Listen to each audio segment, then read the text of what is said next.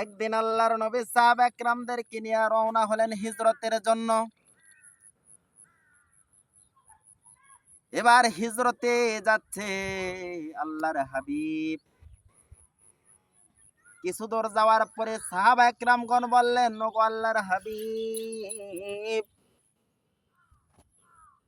আমরা অনেক দূর পর্যন্ত হাঁটতে হাঁটতে চলে আসছি, আমাদের শরীরটা ক্লান্ত হয়ে গেছে। ওগো আল্লাহর হাবিব, আমাদের বিশ্রামের অত্যন্ত জরুরি প্রয়োজন।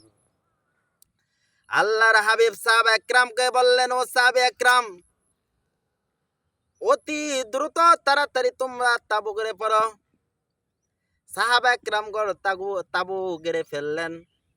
এবার এক সাহাবী তাবুর ভিতরে যখন আল্লাহর জমিনে মাথাটা লাগালেন, মাথা লাগানোর সঙ্গে সঙ্গে ওই মাটির তলদেশ থেকে কে যেন সূরা মুলক তেলাওয়াত করতেছে।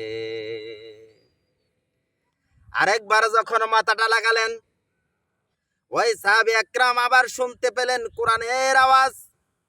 আবার মাথাটা লাগালেন, ওই সাহাবা একরামগণ আবার শুনতে পেলেন সূরা মুলকে যেন তেলাওয়াত করতেছে। এবারে দৌড়াইয়া আল্লাহর হাবিবের কাছে বলেন, ইয়া রাসূলুল্লাহ, ইয়া হাবিবাল্লাহ, নবী গো, আমরা যখন তাবু গাড়লাম বিশ্রাম নেওয়ার জন্য, তাবুর ভিতরে যখন আল্লাহর জমিনে মাথা লাগালাম, মাথা লাগানোর সঙ্গে সঙ্গে ওই মাটির তলদেশ থেকে কে যেন সূরা মুলক তেলাওয়াত করতেছে আমার কানে শুনতে পেলাম। আবার যখন শোনার চেষ্টা করলাম, আবার শুনতে পেলাম। তৃতীয়বার যখন আল্লাহর জমিনে আবার মাথাটা লাগালাম, ওগো আল্লাহর হাবিব, আবারও কোরআনের আওয়াজ।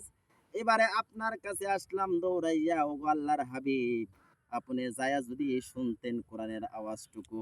আল্লাহর রসুল বিশ্ব নবী জনাবে মুহাম্মদুর রাসূলুল্লাহ সাল্লাল্লাহু আলাইহি ওয়াসাল্লাম তাবুর ভিতরে যাওয়ার পরে ওই মাটির মধ্যে মাথা লাগানোর সঙ্গে সঙ্গে শুনতে পেলেন সূরা মুলকে যেন তেলাওয়াত করতেছে। সাহাবা একরামগণ প্রশ্ন করলেন, ওগো আল্লাহর হাবিব, এই এত সুন্দর করে কুরআনুল কারীম মাটির তলদেশ থেকে কে তেলাওয়াত করে? আল্লাহর হাবিব বললেন, ও সাহাবীরা রে, এই সাহাবী আমার একজন সাহাবী ছিল। দুনিয়ায় থাকা অবস্থায় আল্লাহ তাআলার কাছে দোয়া করতেন, আল্লাহ রাব্বুল আলামিন আমার ইন্তেকালের পরে যেন এইরকম ব্যবস্থা করে দেয় যে আমি কবরে বসে বসে আল্লাহর কোরআন কিয়ামত পর্যন্ত পড়ি।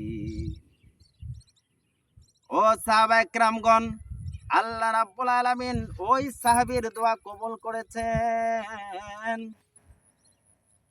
ইন্তেকালের পরে আল্লাহ তাআলা তার কবরে এমন ব্যবস্থা করে দিয়েছেন যে কিয়ামত পর্যন্ত কবরে বসে বসে আল্লাহর কুরআনুল কারীম তেলাওয়াত করবে।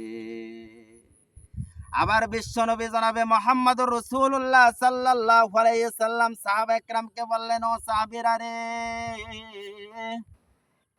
আরেকটা কথা বলে যাই, ওই কবরে বসে বসে কিয়ামত পর্যন্ত যদি আল্লাহর কুরআনুল কারীম তেলাওয়াত করো, দুনিয়ার জমিনে থাকা অবস্থায় একটা হরফ তেলাওয়াত করলে যেই পরিমাণ সওয়াব হবে, কবরে বসে বসে কিয়ামত পর্যন্ত কুরআনুল কারীম তেলাওয়াত করলে এক হরফের সমতুল্য পরিমাণ সওয়াব আল্লাহ তোমার আমলনামায় দিবে না। এই জন্য ইন্তেকালের আগে আল্লাহ তাআলার কাছে যত সম্ভব তত তওবা করব, ইস্তেগফার করব, বেশি বেশি কুরআনুল কারীম তেলাওয়াত করব। আমার আমলের মধ্যে বরকত হবে, খাইরাত হবে, আমার আমল নেক হবে।